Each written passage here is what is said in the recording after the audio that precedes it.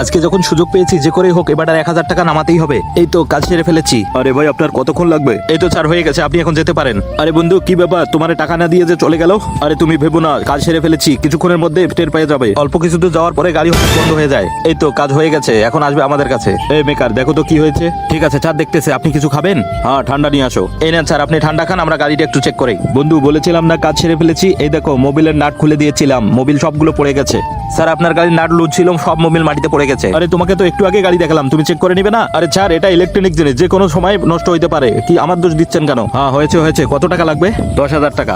ঠিক আছে, তাড়াতাড়ি নিয়ে আসো। মেকারের বন্ধু তাড়াতাড়ি দোকান থেকে গিয়ে মোবিল নিয়ে আসে। বন্ধু তুমি যে মোবিলের নাট খুলে দিয়েছো এটা টের পেলে? কি করে সামলাবে তাকে? আরে বন্ধু ও কি করে জানবে? হ্যাঁ আমরা মেকার, আমরা সব জানি। তোমার মনে নাই গতবার কাজ করে টাকা দিয়ে যায় নাই? এইরকম লোকদের এরকম সাজা হওয়াই দরকার। 10,000 টাকাও গেল, মাঝখানে আমরাও 1,000 টাকা নেবো। তুমি বলো ওই দিন কি আমরা কাজ করিনি? কাজের মজুরি দিয়ে যাবে না? ওরে তাহলে তোমাদের এই কাজ। ঠিক আছে, পালাতে হবে না। আমারে ভুল হয়ে গেছিল তোমাদের ঠকানো। তোমাদেরকে যদি ওই দিন আমি টাকা দিয়ে যাইতাম আজকে আমার এই দিনটা দেখতে হতো না।